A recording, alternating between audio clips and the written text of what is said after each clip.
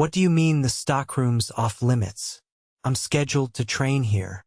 The young assistant manager blinked at him, clearly caught off guard. Yeah. Just wait in the break room. I'll grab the shift lead. Harlen Norrick kept a polite smile on his face. He adjusted the name tag clipped to his plain blue shirt Doug, and stepped aside. The disguise was good. Trimmed hair, faded jeans, thick framed glasses, and a Midwest accent he'd picked up from years of travel. No one had ever seen him in this city's stores anyway. It was one of 6 locations he'd bought 7 years ago, part of a bargain deal after the previous owner went bankrupt. Since then, he'd turned it into a growing chain. Sales were solid, reviews were okay. But something about this store kept bothering him. Last quarter, sales dipped. A few customer complaints filtered up, but the tone of the employee reviews is what really unsettled him. Words like ignored, unsafe, and blamed popped up more than once. Middle management brushed it off. Casual turnover, they said. Normal for retail. But Harlen was tired of second-hand answers. He wanted the truth. So here he was, pretending to be a new hire on his first day. A woman in her late 20s came around the corner. Auburn ponytail, sleeves rolled up, clipboard in hand.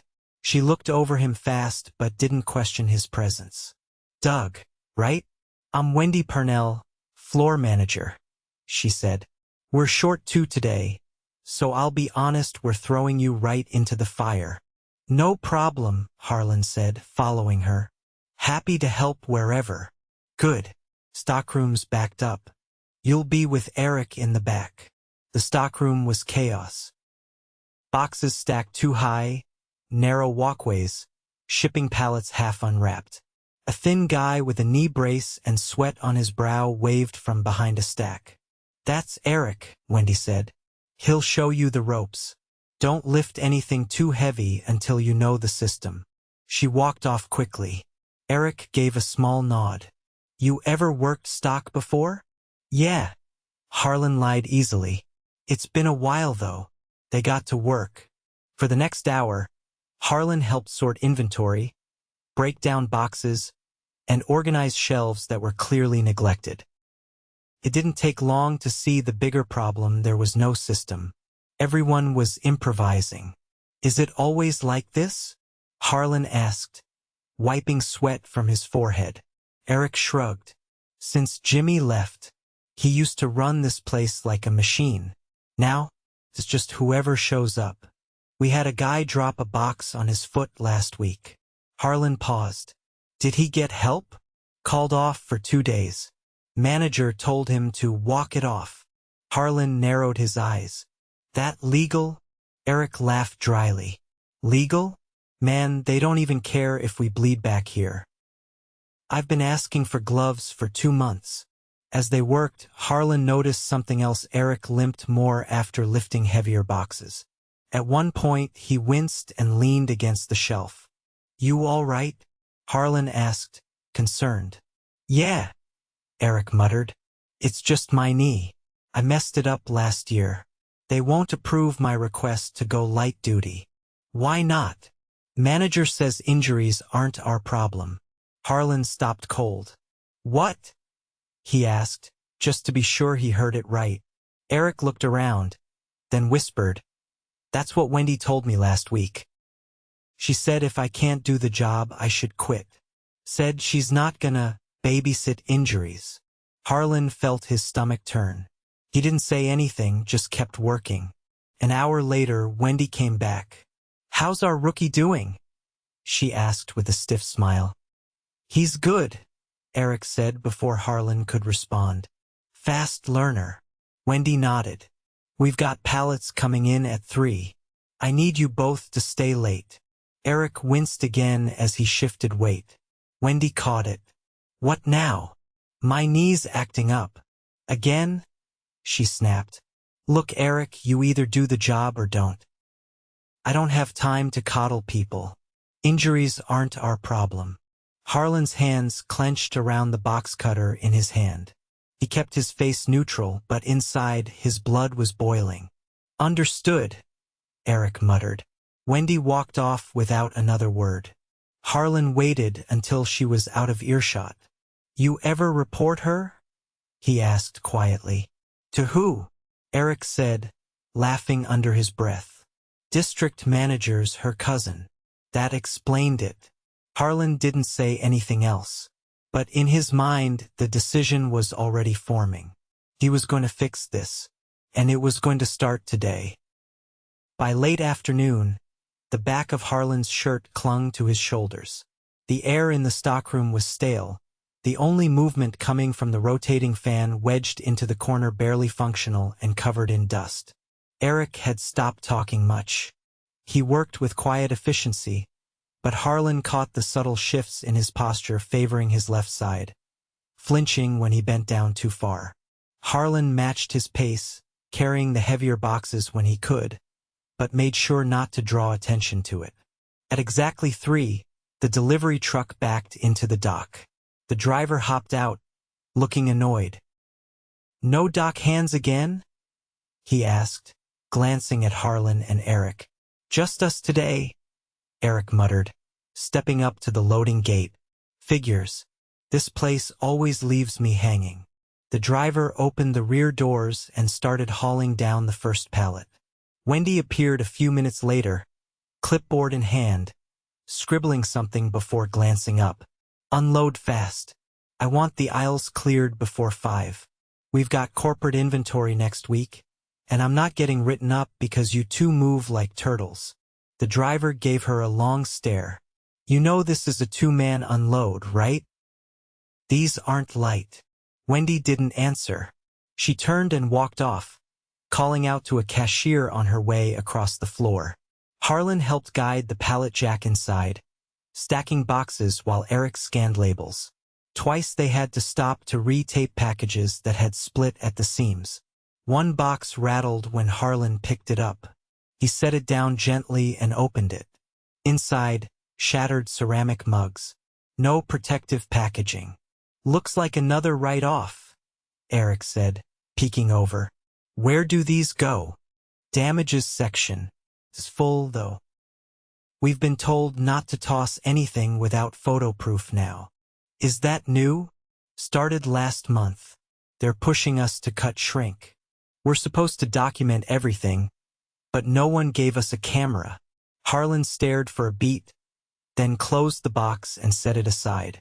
By the time they finished unloading, the sun was dipping past the windows. A few customers lingered at the front, but most of the store was quiet.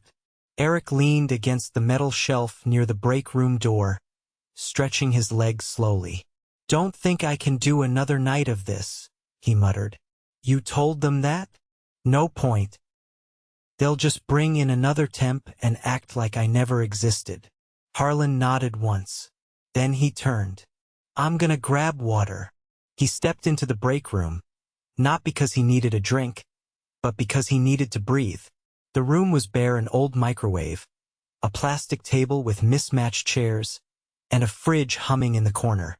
He sat down and pulled out his phone, checking the time. He'd planned to stay undercover for 3 days, but now he wasn't sure he could wait that long. He heard voices outside the door. He's too slow. I don't care if it's his first day. I need people who can hustle. It was Wendy. A second voice joined hers. Male lower. Then why'd you even keep Eric on? Guy's a liability. Harlen stood quietly and stepped closer to the door. You know why. If I fire him without cause, HR gets involved. But if he quits, clean break. You want me to push him harder? No. Just let him fall behind. Make it obvious. He'll either quit or crack. Either way, he's gone. Harlen's jaw tensed. He stepped back and sat down again, waiting until the voices faded. When he returned to the floor, Eric was finishing a shelf reset alone. No sign of Wendy or the other manager. Harlen picked up a box and started helping. You ever think about transferring? He asked casually. Eric gave a tired laugh. To where? Nearest store's 20 miles. I don't have a car anymore. I sold it after the accident. Harlen paused. What happened, if you don't mind me asking? Was biking home after closing. Car clipped me, tore my knee up pretty bad. Took a few weeks off, came back with a brace, and now I'm just here. Harlen didn't respond. He just kept stacking. A few minutes later, a young woman came up from the front. She had a customer service badge on and a headset looped around her neck. Her hair was tied up in a tight bun, and she looked annoyed. Hey Eric, she said. Wendy wants you to sweep the back aisles. Eric blinked. Now? Yeah. She said it's your turn to do something useful. Her words. Harlen looked at the girl. What's your name? Lena. You always run messages like that? She shrugged. Usually. Wendy doesn't like leaving the office after 6 unless she has to. Appreciate it, Harlen said. Lena glanced at him, confused for a second, then turned and walked off. When Eric left with the broom, Harlen followed him briefly, then peeled off toward the front. He walked past the registers and into the small upstairs office. The door was cracked open. Inside, Wendy sat at the desk with her feet up, scrolling through her phone. Hey, Harlen said, stepping in. Got a second? She looked up, irritated. You're off the floor. Just had a quick question. Do we get hazard pay for unloading shipments? She laughed. No. Why? Just wondering. We were moving crates labeled over 50 pounds. She set her phone down. You need to toughen up, Doug. This isn't daycare. He looked around the office walls bare. A dusty printer on the corner table. A schedule tacked loosely on the bulletin board. Only 2 names were listed for closing shifts that week. Both were repeated almost every night. You always this short-staffed? He asked. Budget cuts. Corporate's answer to everything. You ever ask for more help? No point. They say we're inefficient. So we prove them wrong. Harlen nodded. And what about guys like Eric? What about him? He's injured. Should he really be sweeping floors? She stood up. Look, I don't know what kind of employee you were before this, but here's how it works if you can't do the job, someone else will. So we just burn through people? She crossed her arms. We survive. That's what we do. Harlen stared at her for a long moment, then turned and walked out. On his way back to the break room, he passed Lena again. Hey, he said, stopping her. Do you feel safe working here? She looked surprised. What? Just curious. Anything you've seen that feels off. She hesitated, then looked around to make sure no one else was nearby. There was a guy who worked nights last month, she said quietly. He quit after Wendy made fun of his stutter in front of a customer. Harlen's expression didn't change. Did he report it? Yeah, to Darren. He's the assistant manager technically above her, but he didn't do anything. Why not? No idea. Some people say he's afraid of her. Others say they've known each other since high school. Harlen nodded. Thanks. That night, when the store finally closed, Harlen stayed behind under the pretense of finishing inventory. He messaged his assistant from a locked bathroom stall. Pull personnel files for store 4. I need HR reports, turnover rates, exit interviews, and any internal complaints involving Wendy or Darren. Tonight. Then he walked out, clocked off, and left through the back door. As he stepped into the cool night air, he didn't feel frustrated anymore. He felt focused. Tomorrow everything would change. Harlen arrived at store 4 before sunrise. The parking lot was empty except for a single employee car, Eric's. It was barely running, held together by rust and duct tape near the rear bumper. Harlen watched as Eric limped toward the side entrance, pushing through the door with mechanical effort. He was early again, probably trying to get ahead of the workload before Wendy showed up. Harlen waited until 5 minutes before the scheduled open, then stepped inside through the back. No one questioned him. He threw on the same company polo from yesterday and headed to the break room.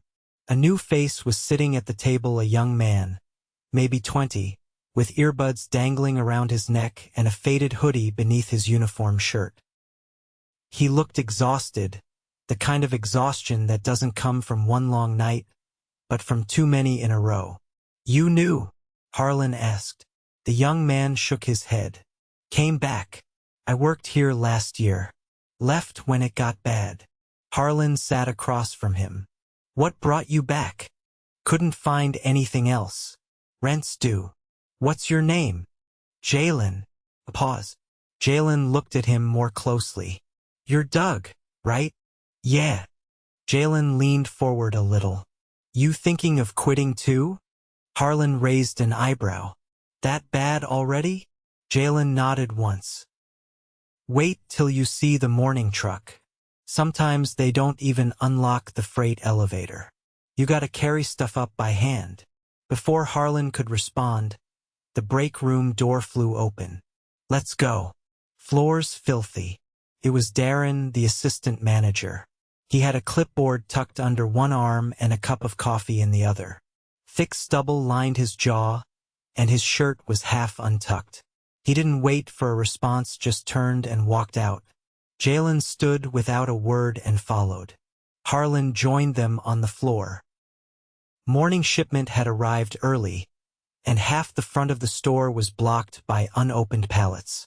A customer was already at the door, peering in through the glass, 10 minutes before opening. Darren pointed at Jalen. "You take the left side. Doug, you're with me." Harlen followed him down the rear aisle toward the storeroom. Darren didn't say much until they reached the back. "You've been asking a lot of questions," he said suddenly. Harlen kept his tone even. "Just trying to figure out how things work. Don't overthink it. You're here to stock, not solve problems. I noticed the inventory logs are off. You missing shipments?" Darren stopped walking. "You're a little too curious for someone on day 2. Good habits die hard." Darren didn't reply. He turned and unlocked the back door, nodding toward a stack of boxes that hadn't been touched yet. "Start here." Harlen waited until Darren walked off, then pulled out his phone and snapped a quiet photo of the inventory tags. The numbers on the manifest didn't match what had arrived. He stored the photo, then turned and got to work.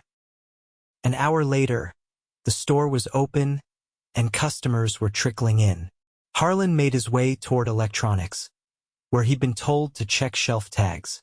A small customer service desk sat nearby, and behind it, Lena was helping a woman with a return. Her voice was calm, controlled.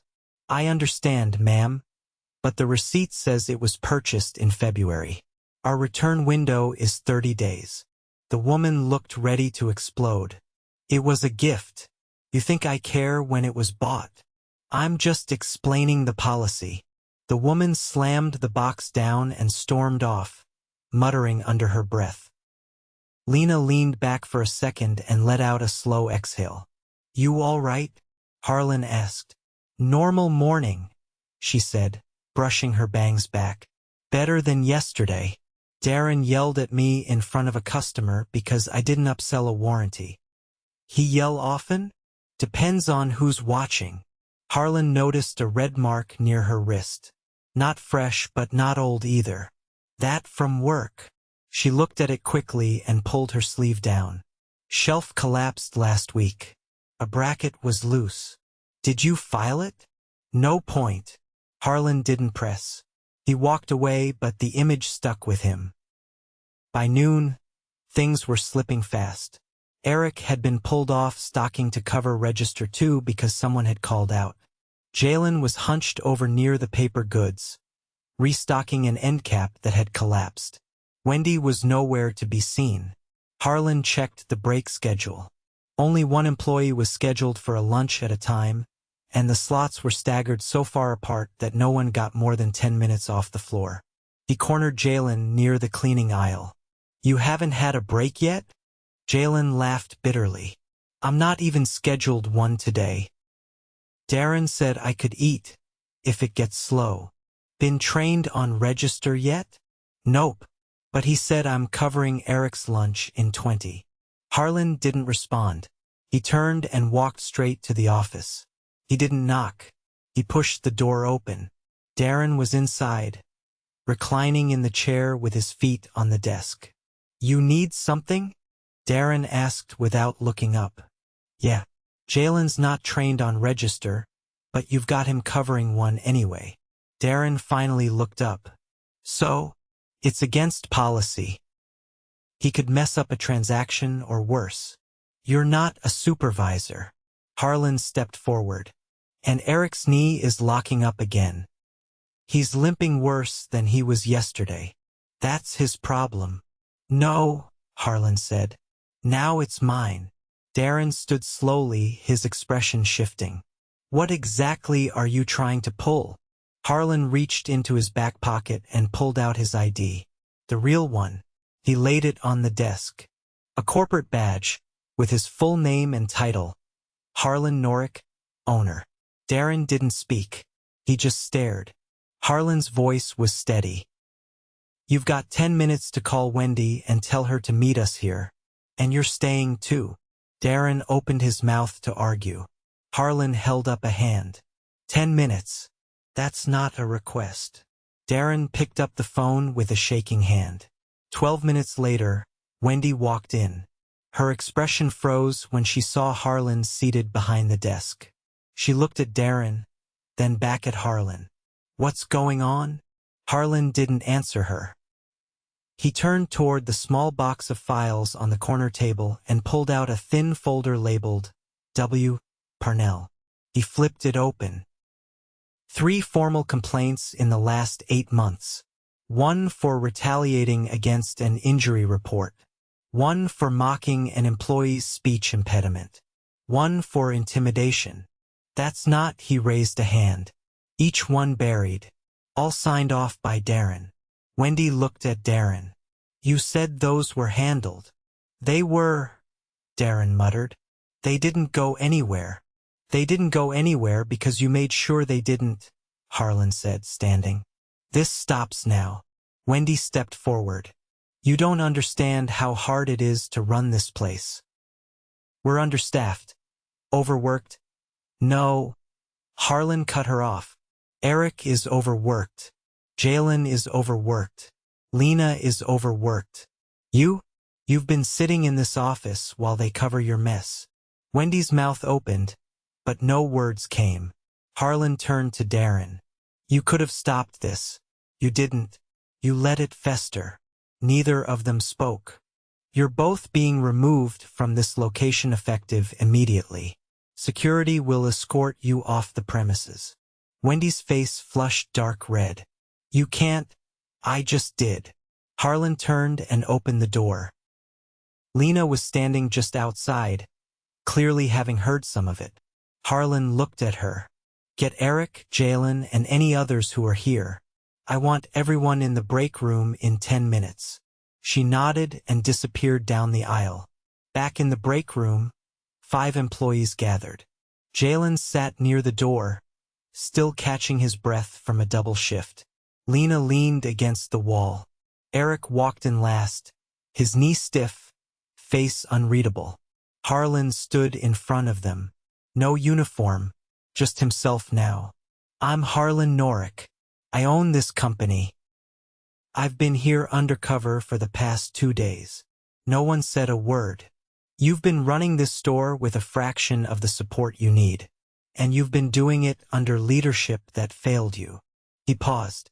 That ends today. They listened in silence as he laid out what would happen next.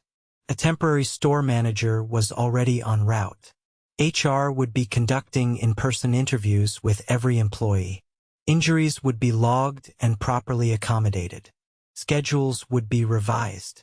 More staff would be hired. Then he looked at Eric. You're being moved to a light-duty role effective immediately. You'll keep your hours, but no lifting, no stocking. Eric blinked, like he couldn't quite believe it. Harlen turned to Jalen. You're getting 2 paid days off. After that, you'll be trained properly on every role you're asked to cover. Jalen nodded slowly. And Lena, Harlen said, I want you to work with the new manager to redesign the floor policies. You're the only one I've seen who keeps this place from falling apart. She raised her eyebrows. Me? You've earned it. He looked around the room once more. I'm sorry it took me this long to see it, but I'm here now, and I'm not going anywhere. No one clapped. No one cried. But the room felt different, like something that had been jammed shut for a long time had finally been forced open. And for the first time since he'd walked through those doors, Harlen felt like they were all standing on level ground. The temporary manager arrived just after noon. A lean woman in her early 40s named Denise Alvarez, who had been running one of the higher-performing stores across the state. Harlen had worked with her before, sharp, quiet, but relentless when it came to structure. By 2 o'clock, she had already pulled printouts of shift logs, safety audits, and vendor discrepancies and was walking the aisles with a pen behind her ear and a hard expression that made it clear she wasn't here to make friends. Harlen stayed on site but kept to the background, observing. Lena met with Denise in the back office that afternoon. Harlen watched through the glass as she pointed at a sketch she'd drawn on a notepad, an alternate layout for the front registers that would allow visibility of the entire left aisle without needing to leave the station. Denise nodded once, took the paper, and added it to her clipboard. Eric, now stationed at the front counter with a stool and a scanning system, was handling returns and phone inquiries. He moved slowly, but with clear relief that he wasn't being asked to haul anything. When one customer grew agitated about a late shipment, Eric calmly explained the process, referenced a delay notice, and offered a workaround. The customer left satisfied. Jalen had taken his 2 days off and returned with a notebook full of questions. Harlen found him shadowing one of the corporate trainers who'd been flown in. They were reviewing how to input SKU adjustments without triggering restock alerts. Jalen caught on quickly. By the end of the week, Denise had held short one-on-one meetings with every employee, cross-referenced their complaints with store records, and compiled a full report for Harlen. She handed it to him after closing one night, her voice low and direct. I've removed 2 additional part-timers who were never clocking in but listed on payroll. Ghost shifts. Looks like they were added to buffer labor numbers. Harlen flipped through the report. Wendy. She signed off on all of them. Darren approved the schedules. Anything else? Denise tapped the last page. There's a pattern. New hires who quit within a week. Most of them were assigned to freight or closing shifts without training. One mentioned being told to clean a chemical spill with paper towels. Harlen lowered the folder. We're lucky we haven't been sued. She nodded. That's not all. 2 vendors stopped delivering here because of late payments. I called accounting. Invoices were marked received but never forwarded. Darren had access to the vendor portal. Did he skim? No. Just ignored them. Arrogance, not theft. Harlen folded the report. I want the vendor relationships repaired. Tell them I'll sign off on a bonus if they return. Denise nodded and left the office. The changes weren't instant. The store had been running on half its strength for too long. But the shift was visible. Shelves stayed stocked. The stockroom was reorganized within 4 days, led by Eric and 2 new hires brought in from a local job center. He walked them through every corner of the inventory system, stopping often to ask if they had questions, never raising his voice. Lena drafted a new break rotation system that Denise implemented. It wasn't perfect, some days were still lean, but it guaranteed every employee got at least 1 real break and a consistent lunch slot. No more if it gets slow. Harlen met with her again in the office on Thursday evening. You ever consider staying on in a supervisory role? He asked. She looked surprised. Doing what, exactly? Operations lead. You already do half the job. I want to make it official. She hesitated. I'm not sure I'm qualified. You're more qualified than anyone I've met here.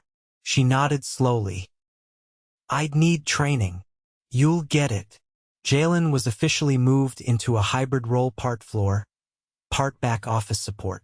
He had a knack for catching discrepancies in vendor orders, and Denise had already flagged him for a future inventory coordinator role. On Friday, Harlen called the full staff into the break room again. This time, there were 2 new cashiers, one of the corporate trainers, Denise, and all 5 of the original employees who'd stayed through the transition. He stood at the front, no badge, no clipboard. I came here to find out what was wrong with this store, he said. I expected inefficiencies, maybe some broken processes.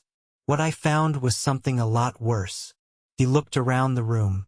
You were surviving a system that was built to fail you, holding up a store without any real support, under leadership that didn't care.